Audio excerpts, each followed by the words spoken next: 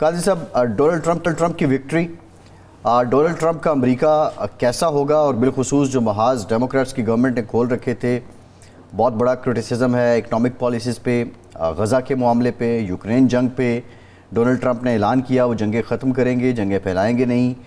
کیا یہ پاسبل ہے؟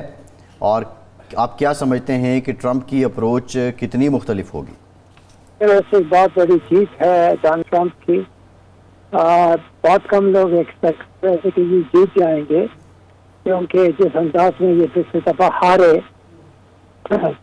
اور جس انداز میں انہوں نے اپنی شکست کو قبول کرنے سے بھی انکار کیا، تو عام لوگوں کا خیال تھا کہ شاید اس کا جو پولیٹیکل کریئر وہ ختم ہو چکا ہوگا، لیکن خلاف توقع، کیونکہ عام ایکسپیکٹیشن یہ تھا کہ شاید یہ کملا ہیرس جو ہے یہ جیت جائے گی، لیکن یہ بڑی آسانی سے یہ جیتے ہیں۔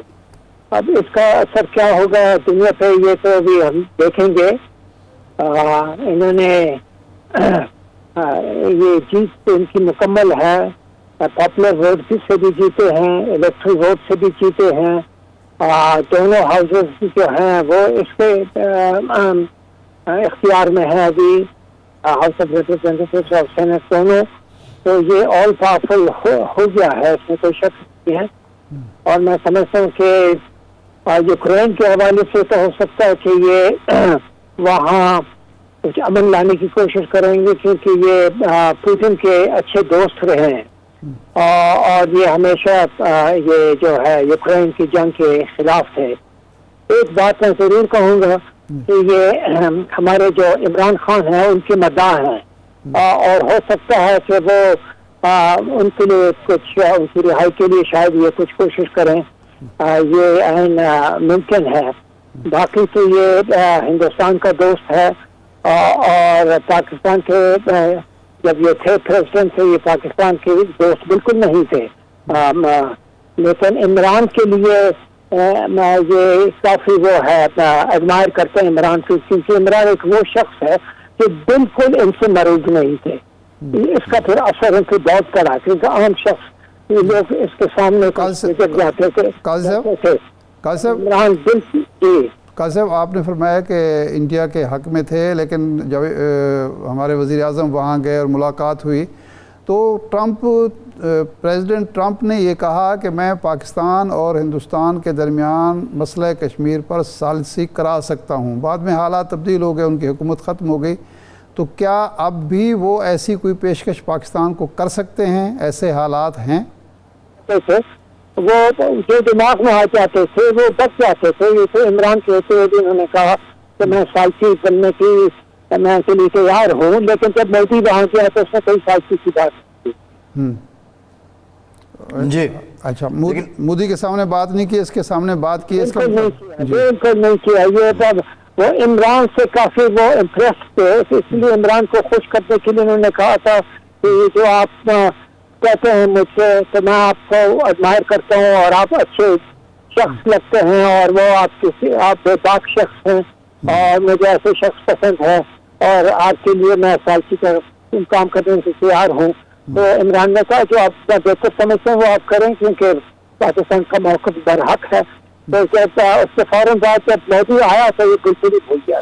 جی اچھا، اب ہماری پالیسی پاکستان کی کیا ہونی چاہیے؟ کیونکہ ہم ایک پرنسپل اسٹریٹجک پارٹنر ہمارا چائنا ہے، اور ہمارے مفادات ظاہر بات ہے امریکہ سے بھی جڑے ہوئے ہیں، خاص طور پر تجارتی اور معاشی مفادات ہیں، تو ہم اس کو کیسے بیلنس کریں گے ان تعلقات کو، اور کس طرح چلیں گے؟ ایک امریکہ پاکستان کا دوست نہیں ہے، اور نہ کبھی بن سکتا ہے دوست۔ یہ اور بات ہے کہ ٹرمپ جو ہے عمران کے لیے وہ اس کا مداح ہے، اس کو ایڈمائر کرتے ہیں، لیکن ٹرمپ اور کوئی بھی امریکن جو ہے صدر پاکستان کا دوست نہیں ہے اور نہیں بنے گا۔ اور چین جو ہے پاکستان کا مخلص ترین دوست ہے اور واحد دوست ہے جو پاکستان سے کام آ سکتا ہے، تو بیلنس رکھنے کا سوال ہی نہیں پیدا ہوتا ہے۔ اور اگر کوئی پاکستان سے غداری کرنا چاہے تو سب وہ بیلنس کی بات کرے گا، امریکہ اور چین کے درمیان کوئی بیلنس کی بات ہو ہی نہیں سکتی ہے. نہیں، بیلنس اس لیے کہ ہم ظاہر ہے دشمنی یا مخالفت امریکہ کی مول نہیں لے سکتے. ہماری پالیسی تو ہمیشہ یہی رہی ہے کہ چین کے معاملے میں ایک ہم نے ریڈ لائن ہے ہماری، چین کے معاملے میں ہم کوئی دباؤ برداشت نہیں کریں گے، لیکن تعلقات امریکہ سے بھی نہیں بگاڑیں گے. تو یہی پالیسی اب چل سکتی ہے، چلائیں گے ہم. بات غلط ہے، آپ کی بات غلط ہے. ہم بیلنس نہیں رکھ سکتے. دوست یہ ملک جو دوست ہے، دوست کا دوست رہنا چاہیے. امریکہ آپ کا دوست نہیں ہے. جی اچھا، اور نہ کبھی تھا اور نہ کبھی ہوگا. صحیح. اشرف صاحب یہ بتائیے کہ ابھی حال ہی میں یہ جو بائیڈن ایڈمنسٹریشن تو یہ جان لیجیے، یہ پتہ نہیں کہاں سے ہے، کس نے آپ کو سکھا دیا. جی صحیح. بیلنس رکھو. اچھا دشمن اور دوست کے درمیان آپ بیلنس رکھیں. جی اچھا اشرف صاحب یہ بتائیے، ابھی امریکہ کی جو اپنی عالمی سطح پہ حیثیت ہے وہ کیا ہے کہ جسٹن ٹروڈو نے امریکی دباؤ کے باوجود جو ہے وہ بھارت کے سفارتکاروں کو بے دخل کیا، وہاں سے نکالا. تو کیا یہ بھی ایک چیلنجنگ صورتحال تھی امریکہ کے لیے کہ اس کا پریشر اب کینیڈا نے بھی، جو ان کے بہت قریب ہیں، اس نے بھی برداشت نہیں کیا؟ تو ٹرمپ ایسی صورتحال میں آپ کیا سمجھتے ہیں، کیسے ان معاملات کو دیکھیں گے؟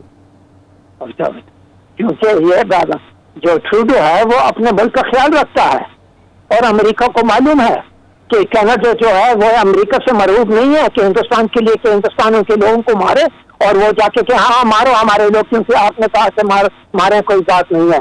تو انہوں نے صاف کہا، بائیڈن کو کہا، اور اگر ضرورت پڑے تو اس کو بھی کہہ دیں گے کہ خبردار، اگر تم کینیڈا کے ساتھ دوستی چاہتے ہو تو تمہیں عزت کرنی ہوگی، تمہیں ریسپیکٹ کرنا ہوگا کینیڈا کا، اور وہ امریکہ کو معلوم ہے کہ وہ کرنا ہی ہوگا. جی ٹھیک ہے، بہت شکریہ اشرف جہانگیر قاضی صاحب.